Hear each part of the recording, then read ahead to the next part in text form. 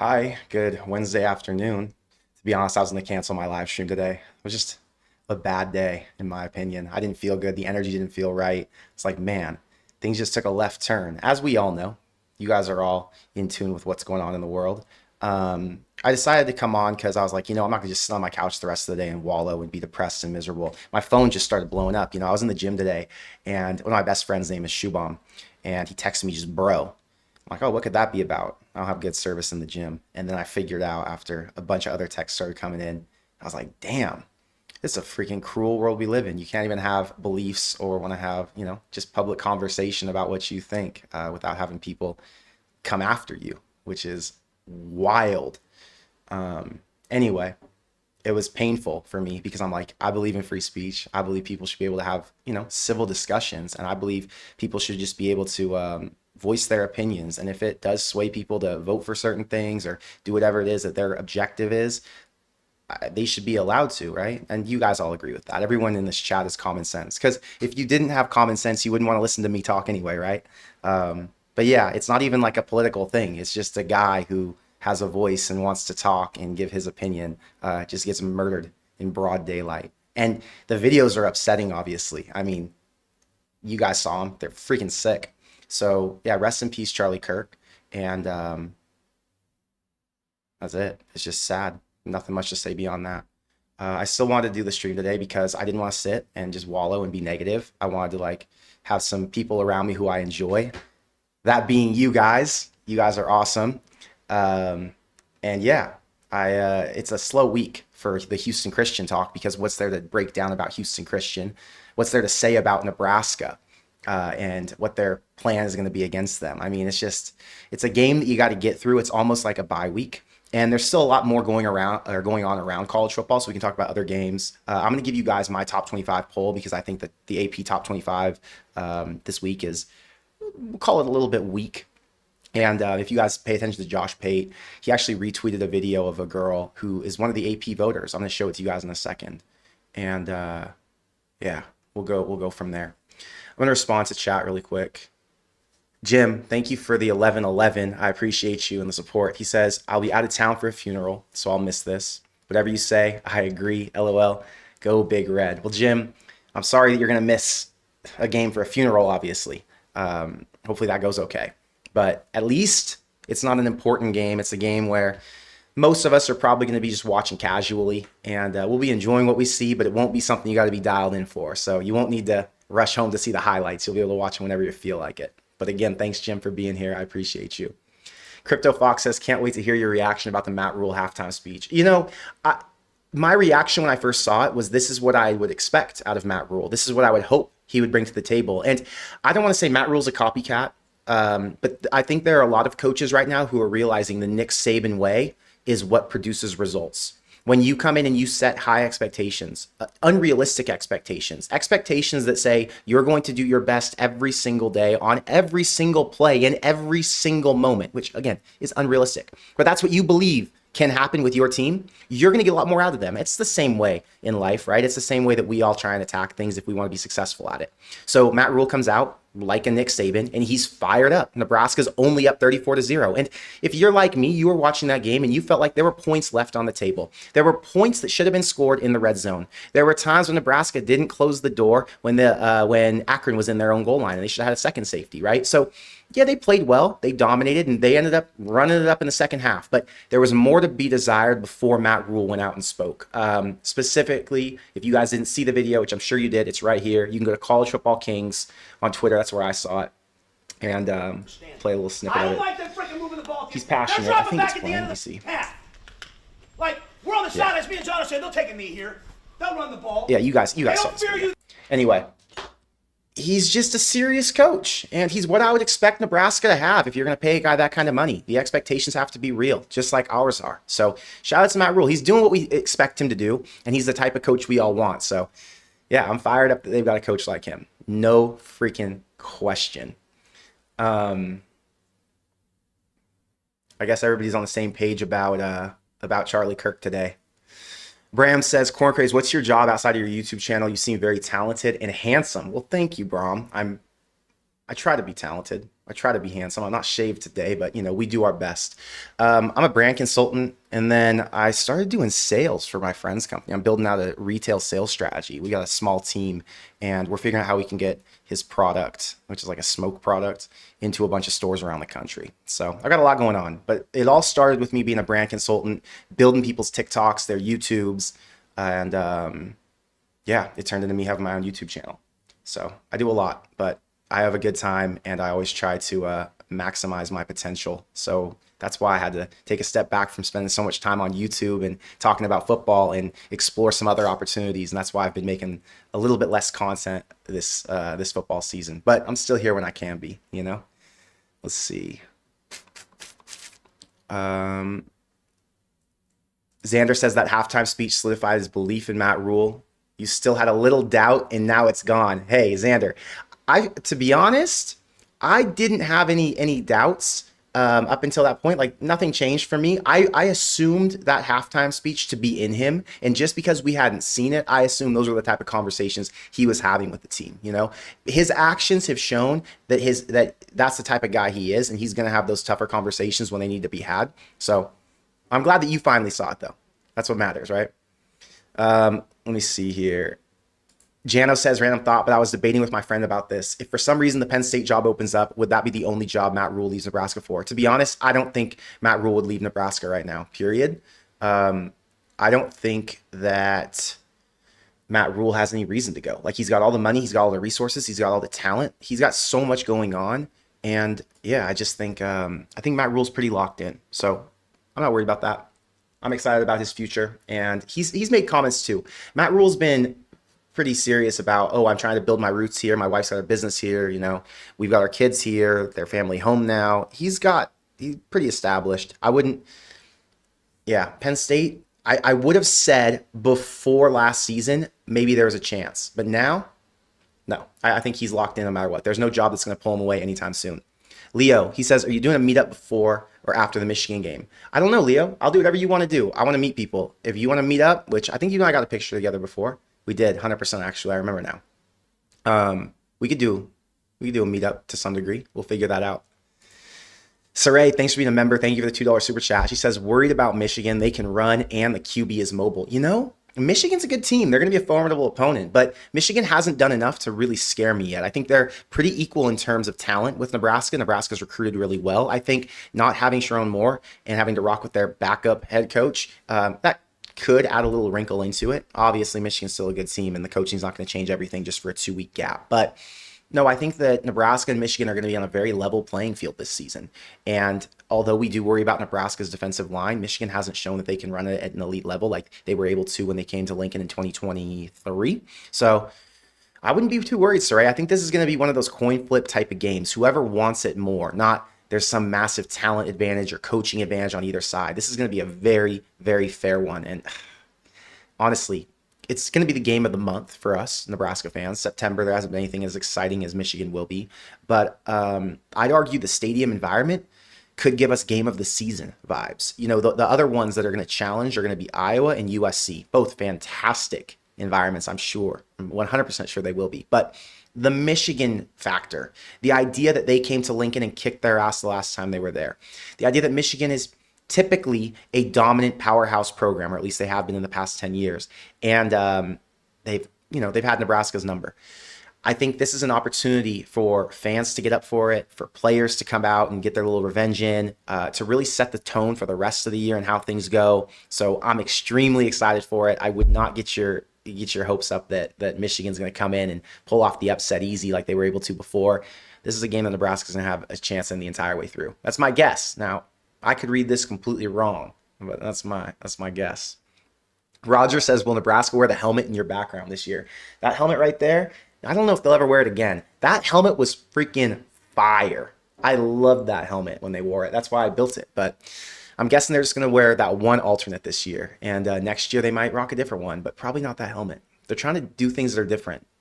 Nebraska and Kansas says still waiting on Prize Picks to put out Nebraska for the Houston game. I don't think Nebraska is going to be on Prize Picks this week. I also don't think they're going to be anywhere on books you can bet because it's just too much of a variable for these books to give you, or to give Houston Christian that many points, not having any idea if they can score one, right? Nebraska just beat Akron by 68. So if Houston Christian would be a 2-touchdown dog to Akron, why would they put any lines up for Nebraska? The other thing is I wouldn't even want to bet on Nebraska. How soon will they put the backups in? This could be a game where by halftime Dylan's benched. You never know. I like that they had Dylan in halfway through the third quarter against Akron, but this is a worse team. Does he really need that much work? Is it better to get him in street clothes faster, let some other young guys get reps in? We already saw TJ Latif's a serviceable, if not solid, backup quarterback. So what if he comes in, gets a lot more of the game plan, and then figures out, well, if anything happens in the future, we got somebody coming in as an insurance policy. I'd like to see more of that. I'd also like to see more of the backup running backs. Maybe Emmett Johnson, gets his 100 yards, but then pull him quick. Let's move on. Let's see who else can do something. Even if Nebraska doesn't run up the score and they don't go like full pedal to the metal in the second half, I just want to see guys get work and, get comfortable and confident because the games coming up are about to be serious. This is our last chill week. Remember that. You've got this week, which feels like a bye, and then it's all gas, no brakes. So Big Ten play gets serious. You want to make sure you got the depth. We're going to have to see. Leo says, could you see Matt Rhule going to the NFL to coach again? I could never see that. I think Matt Rhule has learned that he's a college coach. So my guess is, we'll have him rocking as a college coach for a long time. And I can't guarantee he'll never be an NFL coach, but I don't think that's for him. Montre says, Connor, please come to Misty on Friday around 4 p.m. for the Michigan game. The band and cheerleaders will be there. Hope to meet you there. Okay, we'll see. See where I am at that point, but that's a possibility. I'm going to the Oven for dinner that night. I just made a reservation today to make sure we can get in. The Oven gets popular. But I'm going to the Oven at like 5:30. Can't wait for that dinner. Indian food before a Nebraska game just sounds so fire. James, thank you for being a member. Thank you for the $10 super chat. Can we have a moment of silence for Charlie? Sad day in America. Violence is not acceptable. Doesn't matter what side of the political aisle you are on. GBR. You know what? Let's rock it. I'm going to give you a 20-second moment of silence for Charlie because he does deserve it. His family, that's a sad thing today. It's not just about him. It's about all the people who supported him. It's about the family around him. So here we go. Here's our moment of silence. 20 seconds.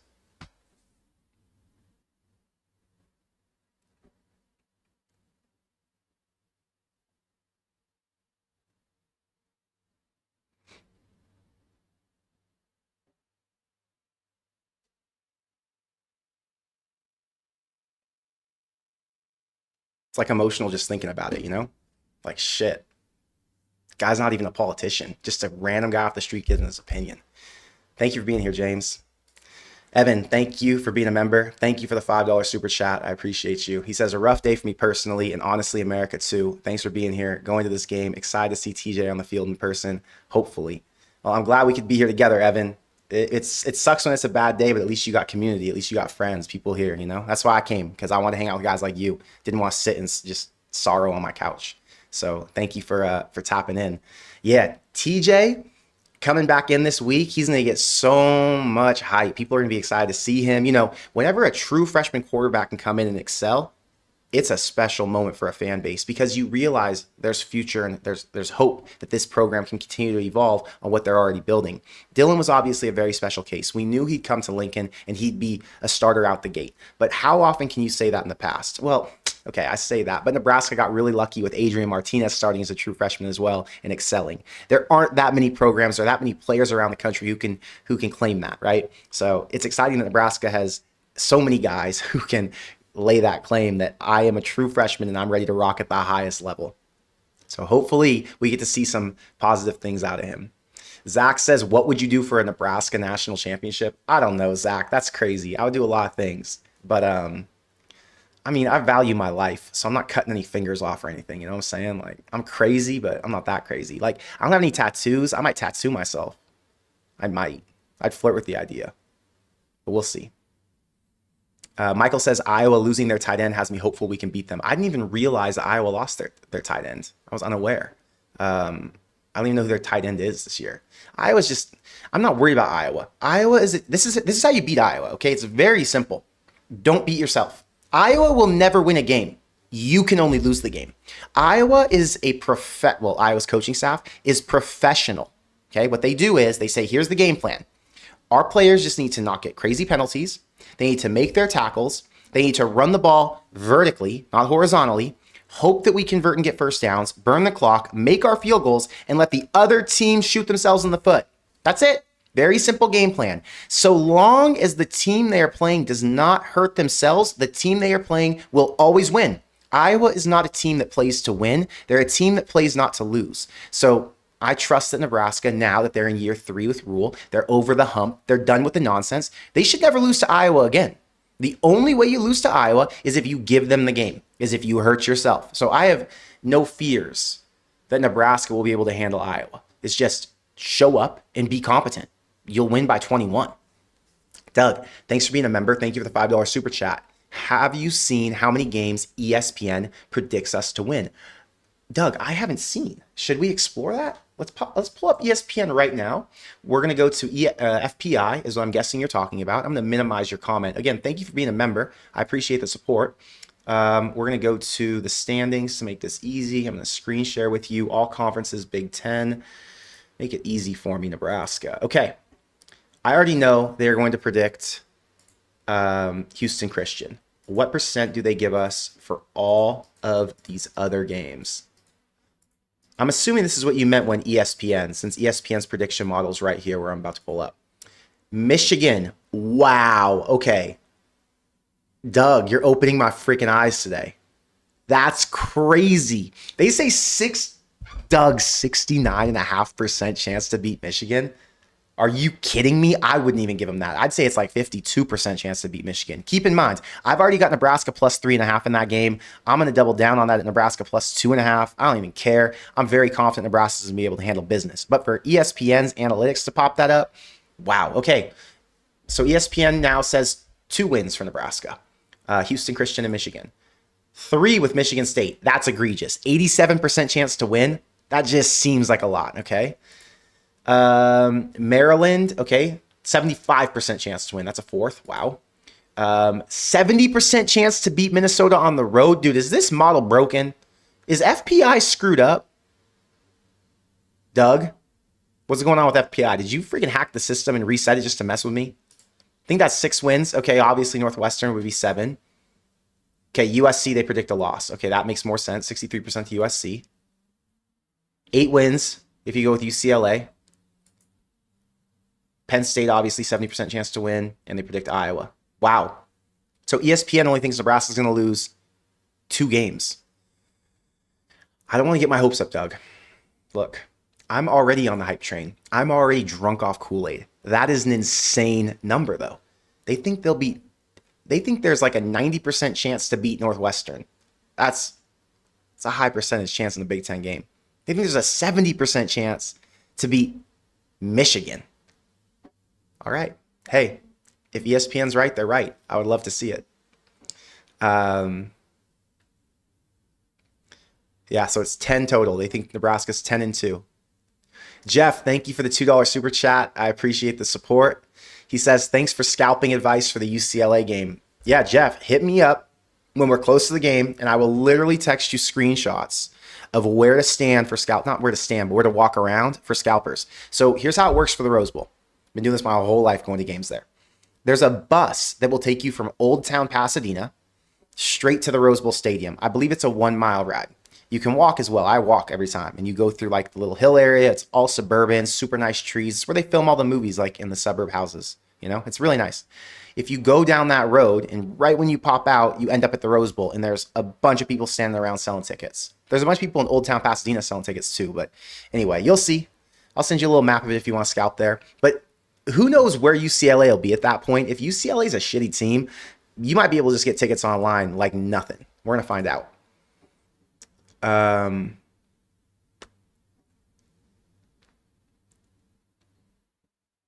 Caleb says, Iowa's first 2 games convinced me we could beat them. Same team they always are. Exactly. There's nothing special. Reese, thanks for the $5 super chat. I appreciate you. He says, been watching your channel for a long time. Just found out how to super chat. LOL. Would love to meet you at the game. GBR. Okay, Reese, we can meet at the game 100%. I'm going to be at Michigan. I'm going to be at USC. Just DM me on Instagram or on Twitter or hit me on Discord and I will link with you. I promise. I tell everybody where I'm at when I'm at the games because I like to meet you guys. It's fun. I'm telling you, my favorite thing about the entire channel is that I get to meet a bunch of people who I talk about Nebraska football with regularly. You guys are my homies, so if we can link in person, it's freaking fire. James says, what platform do you bet on again, Connor? James, your timing is perfect.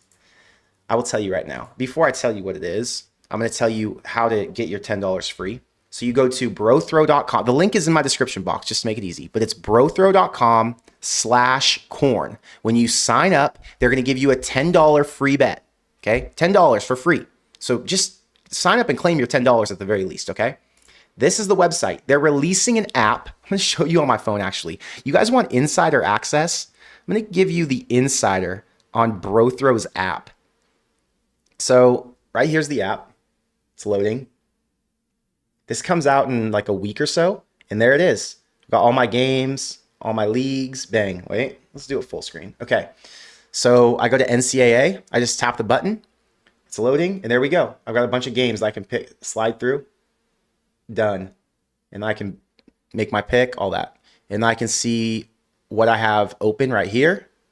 Here's a bunch I've got. Like you can see, I've got UCLA pending. Anyway, yeah. It's going to be awesome when the app comes out. But sign up for Brothrow, claim your free $10. I'm going to give you my favorite picks of the week so far, okay?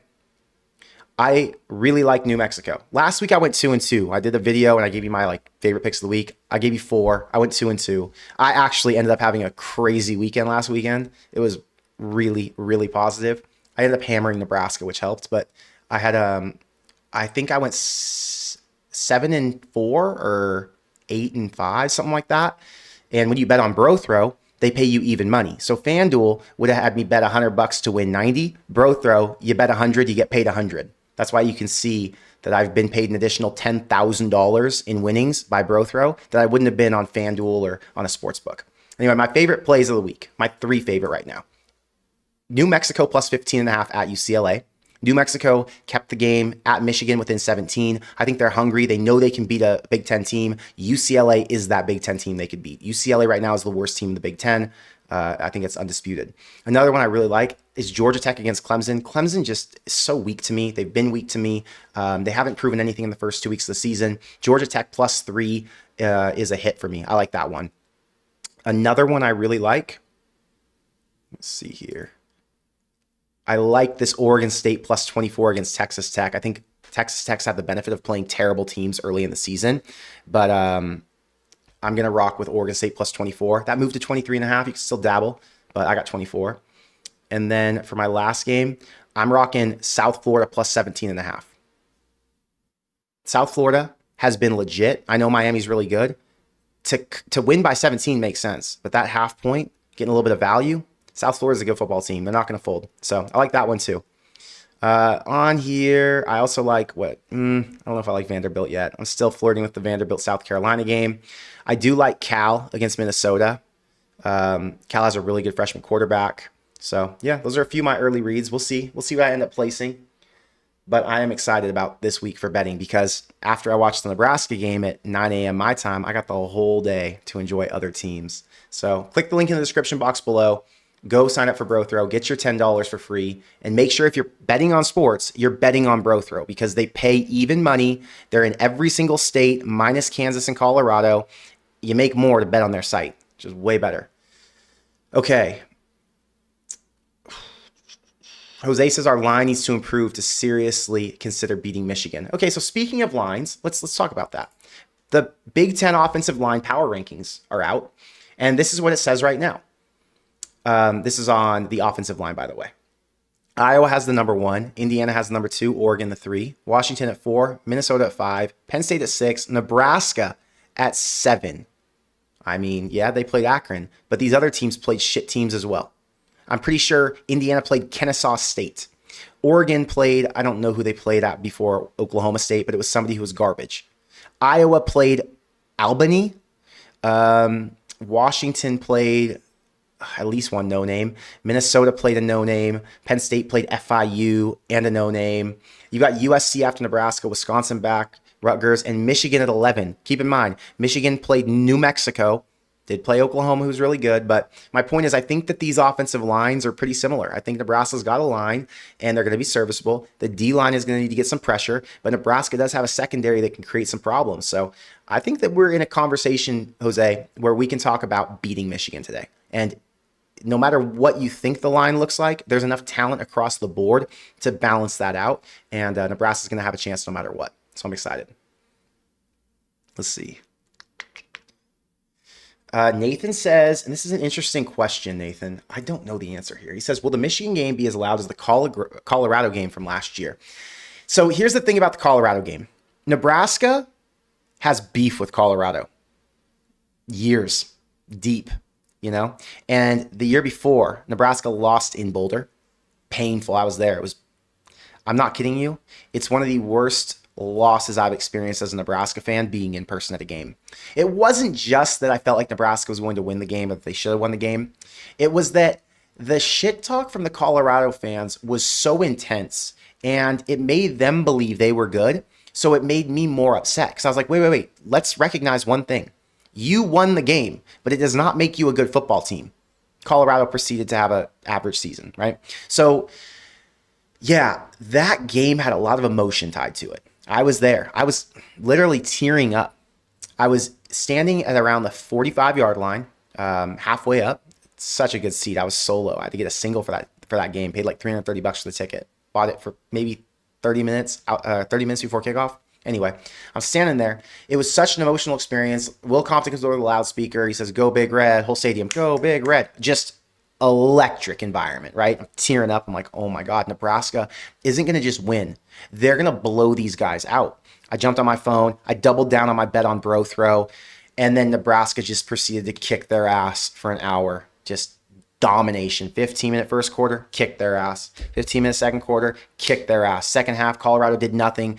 Freaking Shador left the game. I mean, it was an out-of-body experience. To recreate that would be extremely difficult in my opinion. Now, it's also not at night. That game, I believe, was like a 5 p.m. kickoff or later, 4:30 kickoff, something like that. It was later afternoon. This will be a 2:30 kickoff, I think. So people are still going to be amped. It's not going to be a morning kick. If the Colorado game was a 9.5 out of 10 or a 9.2 out of 10, I think Michigan's going to be like an 8.4. Hopefully, that gives you an idea. I'm thinking Michigan gets to be an 8-4.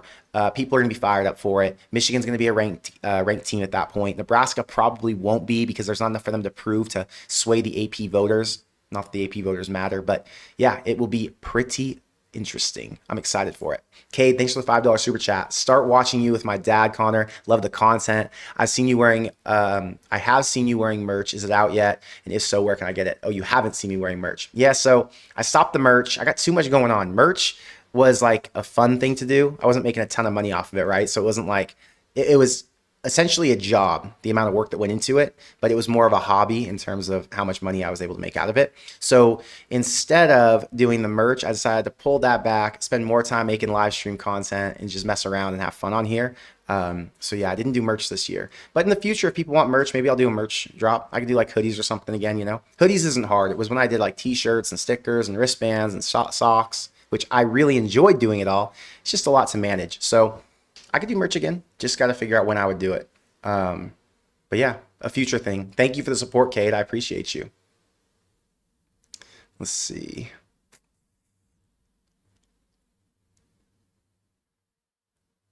You guys are funny in the chat. Let me tell you. Jose says, I hope UCLA's cheap because I'm definitely going. Plus, their fans blow, so they never show up. Their stadium's not all that big. Well, their stadium's big. Stadium's huge. Yeah, you said. There you go. 91,000 capacity. It's a big stadium. Their fans just don't show up. Saray says, I think in terms of Crow's loudness, we'll go Colorado, then USC this year, then Michigan. I could see USC being pretty freaking loud, depending on what Nebraska's record is at that time, and especially because it's going to be a night game. It's going to be interesting. Evan says, I don't think Michigan has much of a passing game, even with a better QB. Yeah, they don't have that great of receivers, right? Their receivers are kind of average. They drop balls. Yeah, I'm not too worried about them right now. I mean, we're still a week away, so I'm not going to get too excited. But okay, so I would like to show you a video of an AP voter. Let me see here. Oh, I lost it just now. Here it is. Okay, so Josh Pate retweeted this girl on Twitter. I watched it and I was shocked at it because I take college football very seriously, which means I think that everyone who's part of college football should take their job seriously, should respect the process, because you have millions and millions of fans. I don't know how many, 50 million, 100 million, 200 million? I don't know. Let's say it's 100 million. You have 100 million fans of college football, and they all want to pay attention to the rankings and they want to do these deep dives weekly, and ESPN posts these rankings. So I think the people who are making the rankings should respect them. If you're given that job, let's actually do the job fairly, and let's just do it like we care about it. You know, if I hired you to do a job and it was going to, impact other people, I would hope you're going to do a good one. Otherwise, you need to get fired. Okay. So I do believe this person that I'm about to show you needs to get fired. Some people they're like, oh, women shouldn't be in sports and all that. I don't think that's the case. Like, I don't want you guys to think I'm like bashing this person because they're a woman, because I don't care that she's a woman. I just care that she said some really stupid things here. So let's watch this and listen together. I'm sure you've already seen it because Pate tweeted it yesterday, but let's just watch and I'm gonna give you my thoughts. And what my process is, I wake up early in the morning after covering a game. Context. So what she did was she ranked Florida ahead of USF the day after USF beat Florida in Gainesville. That's why she's making this video. She's defending herself. Late in the night before.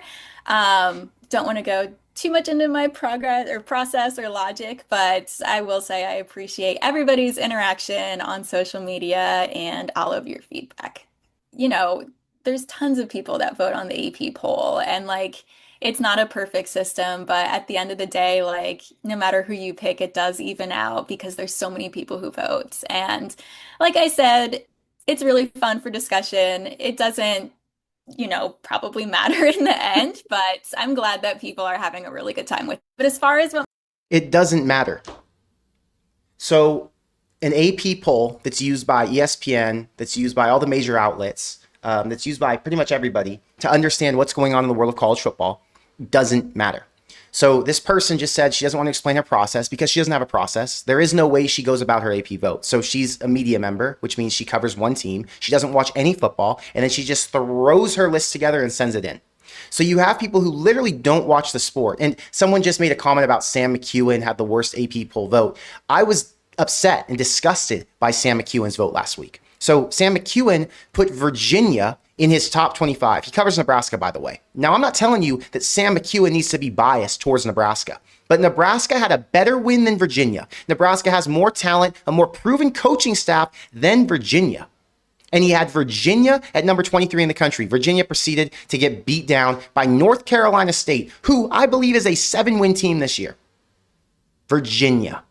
So Sam McEwen is another example. Probably doesn't watch that much football. They focus on the team they have to cover, and this is a very imperfect system that needs to be fixed. The reason I'm even bringing this up is because I was offended by her response to that and her lack of care. You're given a job, maybe you should be passionate and care about it, because a lot of other people would.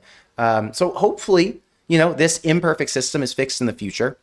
Someone comes in and who takes it seriously and figures out what they need to do to regroup and get the right people in the room, because this person's not the right person. All good for her, happy she had the opportunity to try, but it's not good for her. She's not meant to make or to cast votes in the AP poll. That's just the fact, right? See, Xander says, saying you don't have a process to your job, saying you don't know what you're doing publicly would get you fired from any other job. Exactly. I don't have a process. I don't know what I'm doing. Sorry, it's just for fun. It's just for fun. I know millions of people are counting on me. Millions of people are going to see what I'm doing, but it's just for fun. Yeah, no big deal. I ranked a team who just beat another one behind them, but it's just for fun. Okay. So, yeah, not a fan. Let's see. Saray says, will you give your game predictions this live, or will you be live once more before the game? No, this live. I'm not going to do 2 lives this week because it's too boring this week. There's nothing to talk about. There's nothing to talk about with the other team. And that's the issue. Okay, what I am going to do right now, because if I'm going to bash her for her AP rankings, then I need to give you mine. So really quick, let me run you through what the AP poll ranking should be. And I'm actually qualified to give rankings because unlike her, I've watched a majority of the teams play this year. I've studied a majority of the teams this year. I have money on, every game every week, so I actually care. And then the games I do miss, I go and watch the 15-minute highlight to really understand how the game flow went. So I have a really good idea of what's going on in college football. And I'm going to give you guys a ranking that this is what the top 25 should look like. I'm going to give you an additional 5 at the end of the first 5 out. So number 1 team in the country, all right, is Ohio State. So they've got the best win in the country over Texas. They're a complete team. They're coming off the national title. It's undisputed they're the number 1. My number 2, I'm going with LSU. They have a great road win. They went to Clemson at night, who in theory is the best team in the ACC or was projected to be this season. And they have one of the top QBs in the country. They're stacked. Good coach. LSU deserves to be number 2. My number 3 is another Big Ten team, Penn State. They're talented everywhere. They've got a weak schedule up to this point, so they have a couple blowout wins. But we know who they are, and they're going to challenge in the top 5. My number 4 is Miami. Miami has another fantastic win. They're complete on both sides of the ball. A great QB with Carson Beck, right, who came over from Georgia. He's a proven winner. And they beat last year's runner-up. I mean, the fact they were able to beat Notre Dame, that says something. So they deserve number 4. My number 5 is Oregon. Oregon's dialed in on both sides of the ball. They've got an elite coach. They can score at will. They haven't played anybody except for Oklahoma State, and we know Oklahoma State is down bad, but this is a team who's going to be consistently through the top 10 no matter what this year. Florida State is my number 6. Knock them in. Florida State has elite coaching. They've got Gus Malzahn, who's won a national championship. They've got Tony White, who's going to be a future head coach, who's now rebuilt 3 programs' defenses in the last 5 years, done an exceptional job. Florida State's on their way up. They have freak athletes everywhere. I mean, when you compare them side by side with any team in the country, they've got the talent to go toe to toe. So love Florida State. My number 7 is going to be Georgia. They haven't played anybody yet, but we know their identity and we know the talent they've got on their team. My number 8 is going to be Oklahoma. They've got a Heisman QB. I believe he's the front runner right now at plus 900 odds. They're stacked on defense. They've got a double-digit win over one of the top 5 teams in the Big Ten. I love Oklahoma right now. They're freaking hot. My number 9 is going to be another team close to Oklahoma, Texas. Texas obviously is talented everywhere, and they came off of a big playoff run last season. They had a loss to the number 1 team in the country, so you can't knock them too much for it, but they are dropping down to number 9 in my book. My number 10 is Notre Dame. Notre Dame lost to Miami, but they're extremely talented, and they're going to bounce back pretty quick here. So Notre Dame's top 10 team. At my number 11, I'm running with another Big Ten team, Illinois. So Illinois has great coaching. They got a returning quarterback. They have a big road win over a solid Duke team last week. I think Illinois deserves to be in the top 12, especially because the team right behind them, they took down in their bowl game last season. Now, South Carolina dominated against Virginia Tech. They had a double-digit win. They've got a really good QB who's another Heisman frontrunner, but there's still more to be learned about them. So they're only at number 12. My number 13, interestingly enough, didn't think they'd make a top 25 appearance this early, is Auburn. Auburn's got a really good quarterback. They had a decisive 2 TD win over Baylor. And Baylor went on to beat SMU, who's a former playoff team. So Auburn's looking good. I like their dual threat quarterback, Jackson Arnold. He's a stud. My number 14, they've got 3 wins already on the season. Iowa State took down a Big Ten team, Big Ten rival specifically in Iowa. They also took down Kansas State, who's a Big 12 rival, and they've got a 3rd win already. So Iowa State looking pretty complete. My number 15, we're going back SEC with Ole Miss. Great coaching and experienced team. They have a road win over an SEC rival in Kentucky. So they are deserving of that. My number 16 will go another SEC with Tennessee. How about Tennessee? They beat Syracuse, I think. Big win over Syracuse. I think they won by 19 points. So respect to Tennessee. This week's a big challenge. 3.5-point favorite or 3.5-point dog at home against Georgia. That one will be exciting to watch. My number 17 is South Florida. I mean, if any team deserves to be here, it's South Florida. They took down Boise, who was a team that went to the playoff last season. And they didn't just take down Boise. They kicked Boise's ass. Then they went to Gainesville against, you can't even call them a rival, but, their schools are about an hour and a half apart from each other. One's in Gainesville, one's in Tampa. And South Florida did what they had to do. They took them down. They've got a really good quarterback, tons of solid transfers. They play feisty. If I'm a Nebraska fan, I'm afraid to play South Florida right now, if I'm being real. South Florida's a freaking problem. They got to play Miami this week, and that's going to be an incredible game. My number 18, love Utah. Utah's got Devin Dampier from New Mexico. They brought his OC over, so kind of like a situation that Oklahoma's dealing with. But they dominated UCLA. They dominated in their next game. Utah's traditionally a solid team, so I like them and I like their coach. At 19, I'm rocking with Texas A&M. Texas A&M, returning quarterback, coach in his second year. They, put up 40 plus in both their games. Basically picked up where they left off last year, but they haven't really shown anything to be ranked higher than 20 yet, or 19 yet. So that's why I've got them right there. Alabama is my number 20. They're well coached. They're obviously talented, but there's still more to be desired. So we'll let them prove it. My number 21 is going to be Clemson. Clemson beat, who was it? Troy last week by like 11 points or something. They lost at home at night to LSU. You can't lose at home at night by 7 points, especially when you're supposed to win it. So they were a 4.5 point favorite in that game. So they dropped a little bit in my book. At 22, I'm going with Texas Tech. My God, they are looking fiery. Keep in mind, they just played Kent State and they played somebody else who's kind of a no-name. They just have a lot of talent from the transfer portal. Their coach is in his 5th year, and they got a good quarterback. So I like Texas Tech at 22. My number 23 is going to be Missouri. This is a team who competes regularly at the 9-10 win range. They've got a good quarterback, Bo Pribula. He's kind of proven himself. They beat Kansas this week, beat them by 10 plus. So they're proving it again that they are deserving of a top 25 ranking. My number 24 is going to be USC. They're a complete team on both sides of the ball. They're running up the score like crazy. They've got Maava, who's back, and they have talent all around him, one of the best receivers in the country. So yeah, they're stacked. And my number 25 is going to be Vanderbilt. Okay, Vanderbilt went to Virginia Tech last week, beat them on the road at night. They have a legit quarterback. They finished the season strong last year with a win over a team who's a borderline top 25 right now in their bowl game. I just think Vanderbilt's not getting the respect that they deserve. So that's my official top 25 right now. My first 5 out, I'm rocking with Michigan.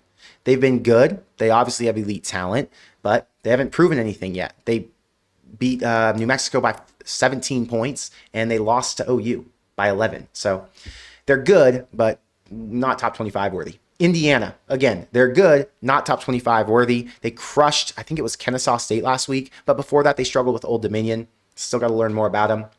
Georgia Tech, stud, senior quarterback, senior running back. They got an elite receiver with Eric Rivers.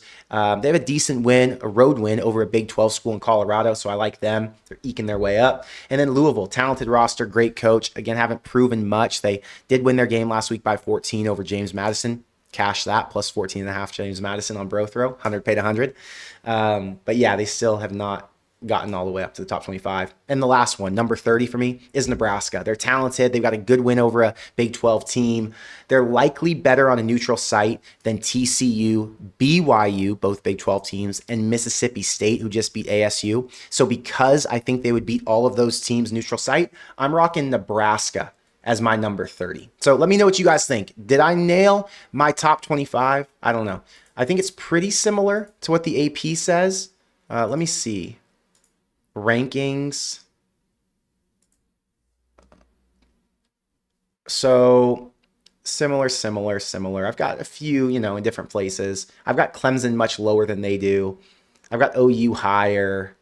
I got South Florida higher. Alabama a little bit lower. Utah higher. Indiana, Michigan didn't even make my top 25. So yeah.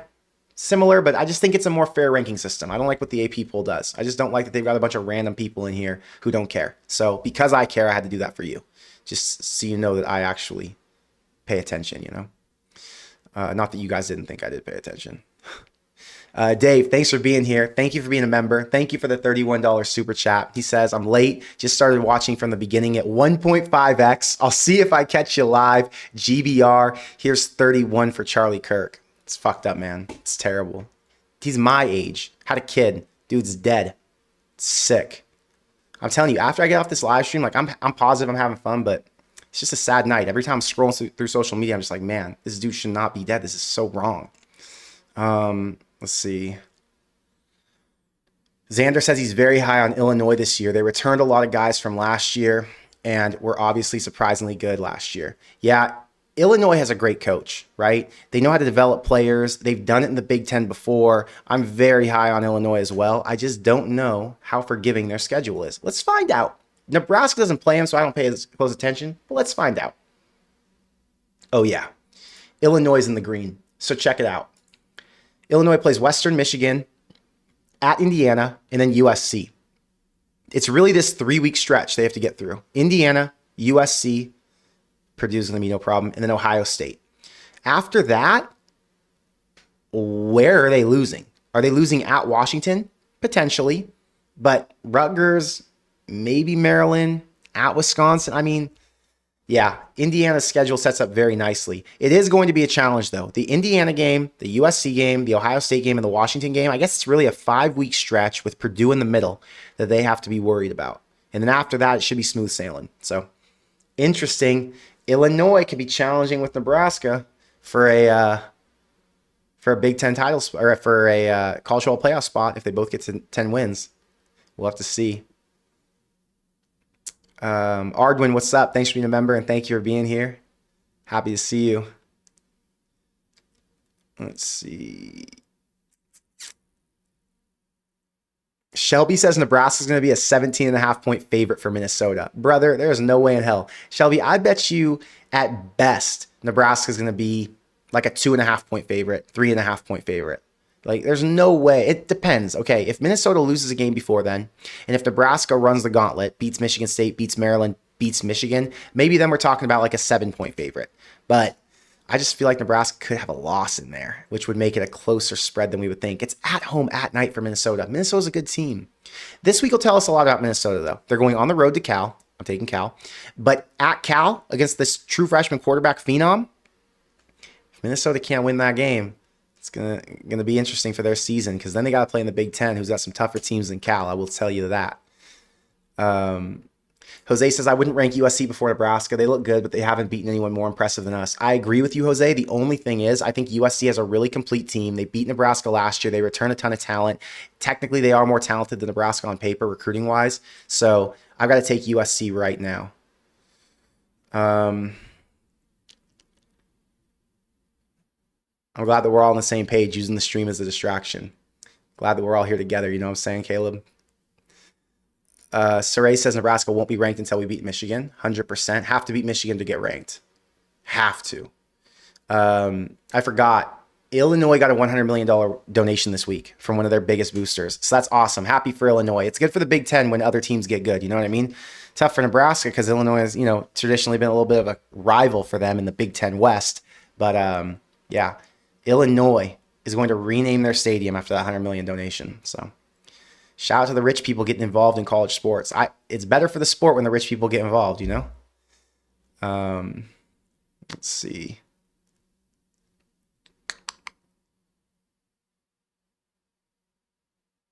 Jose says USC fans were surprisingly rude. I didn't have that experience, Jose. USC fans were really nice to me. I got along with them. Let's talk about this week's games. So this is the Big Ten slate. You got Indiana State, Indiana on Friday, New Mexico against UCLA. I'm telling you, I'm amped for that New Mexico against UCLA game. I just think New Mexico's a decent team. Who they lose to who they beat after Michigan? Somebody garbage. Yeah, Idaho State. I think they're relatively decent, and if they are, they're going to be able to compete with UCLA. And UCLA's down bad right now. Nico's not doing anything. So 15.5 points is crazy. Oregon goes to Northwestern. I would expect a massive blowout. Northwestern's they're going to have to fire their coach. Their coach came in. He got hired after, what's the coach's name? Dude, why did I forget the coach's name? Northwestern coach settlement. Also, I wonder how much he got in his settlement. Pat Fitzgerald. So Pat Fitzgerald had a $130 million lawsuit with Northwestern, and they settled. I don't know. What do you think he got? $50 million? It's Northwestern. They got a lot of money. Big endowment.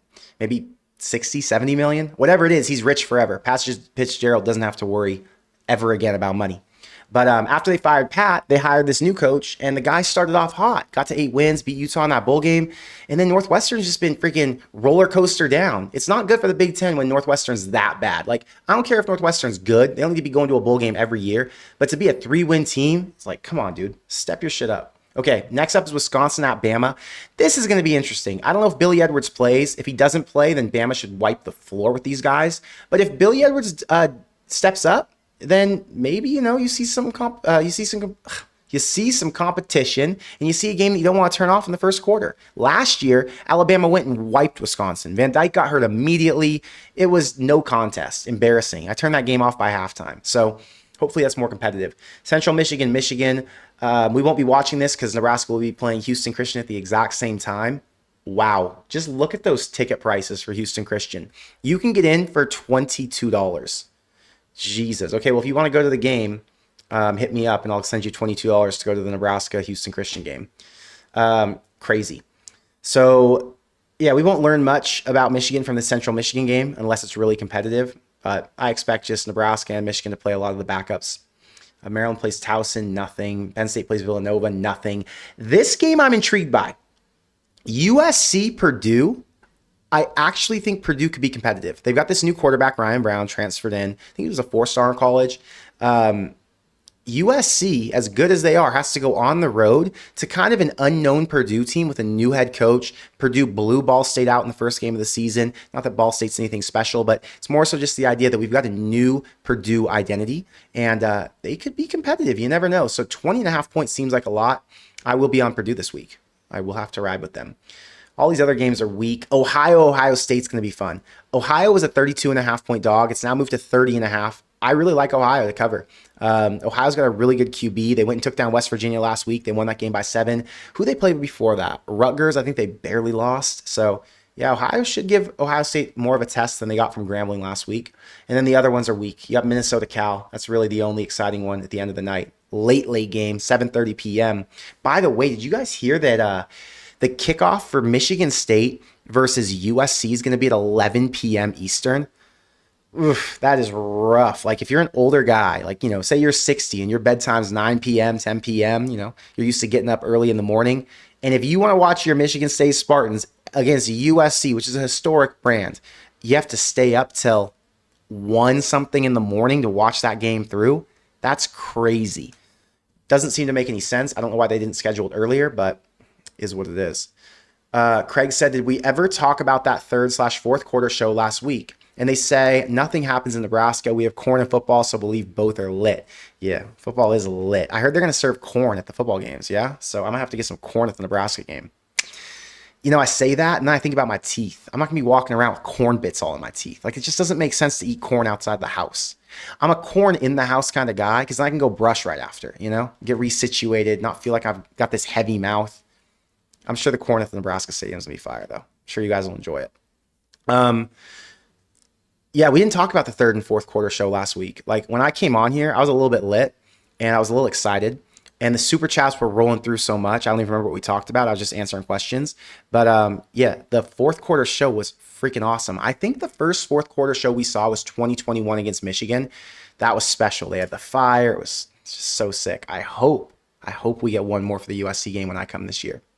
What was the game I went to when they had a crazy 4th quarter show and they played that Cornhusker song? That might have been... It was with my mom. It was 2019. It was Ohio State.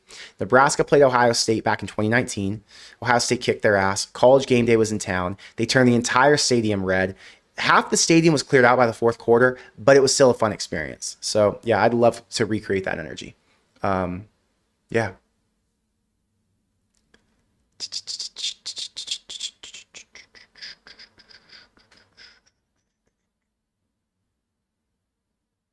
Xander says, my mom's going to the game with her girlfriends. She's very cheap. That should tell you something, that this is a cheap entry point. 100%, Xander. At least she can go and hang out. That's the good thing. This is a game that everybody can afford to go to, Caleb, thank you for being a member. Thank you for the $10 super chat. I always appreciate you. He says, hey, Connor, hello, chat. I was hoping Michigan would be undefeated when they played us. I hate the SEC. So here's the thing, Caleb. One, I would love for Michigan to be undefeated when they play Nebraska. However, I'm actually rooting for Oklahoma this year as like my backup team. I'd like to see them be good, so I did have to pull for OU. I have this disdain for Michigan after all their nonsense, all their talk. I'm just kind of over them. So to see them settle back into reality makes me feel good. That's the only reason I was hoping they were going to lose, you know? So it's still going to be a fun environment. Michigan will still be a top 25 team, most likely.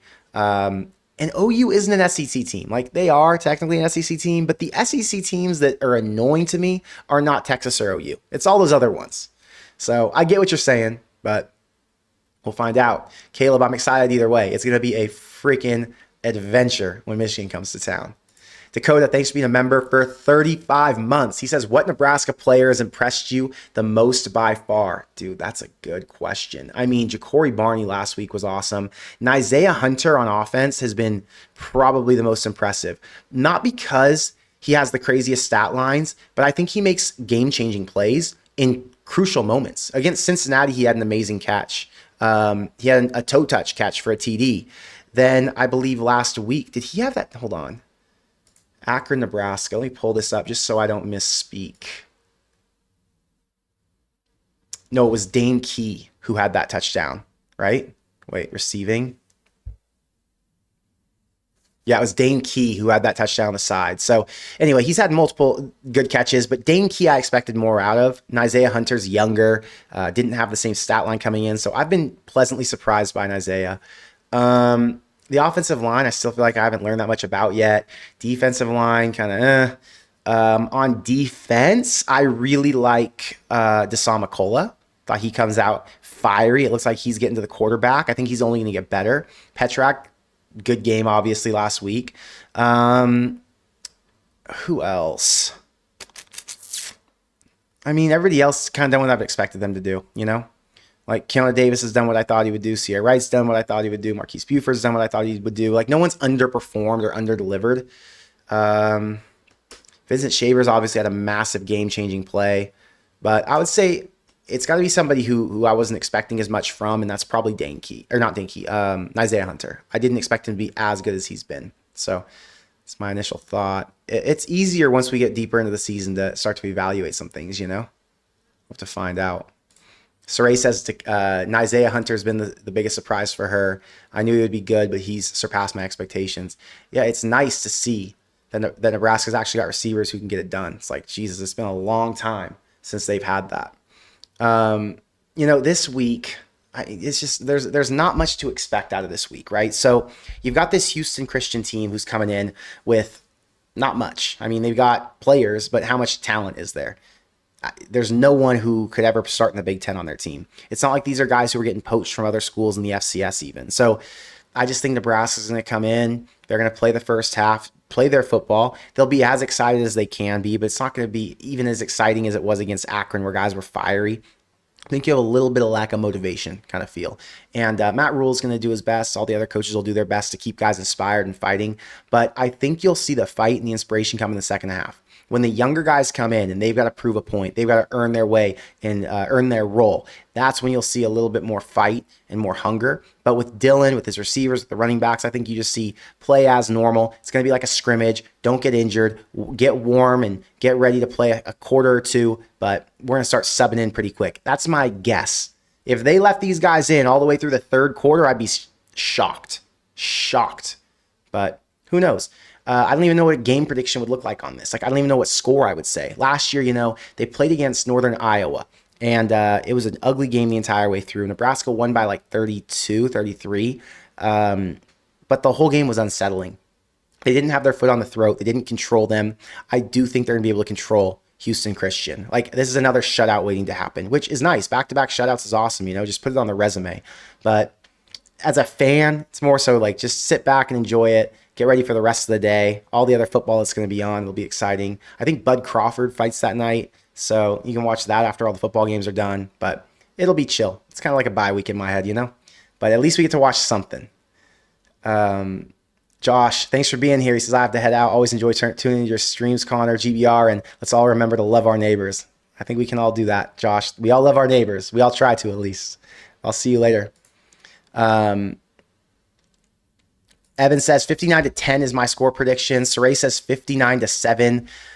Yeah, I would say like 52-0.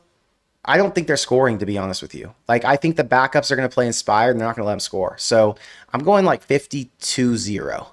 I think the starters get pulled earlier so they don't score as many points. Maybe 48 or 49-0. I hope for no punts. You know, the whole deal with Archie Wilson not having to punt was freaking awesome. Z-Rice says, I know it's a ways out, but what about Michigan score prediction if you had to guess? I can't even give that to you yet. I got to watch and see what happens with Michigan this week. I got to like really evaluate them. I got to go watch more Michigan football before I can give you that. But give me next week, and then we'll talk about Michigan. Don't worry. I'll have 2 videos next week. So this is my game plan as of right now. Minnie texted me before I went live. Minnie's going to come over. We're going to do a little dual setup, and we're going to talk about the Nebraska-Michigan game. Maybe that's Tuesday. Then on Thursday night, I'll do a live stream. Friday morning, I fly out, early freaking flight.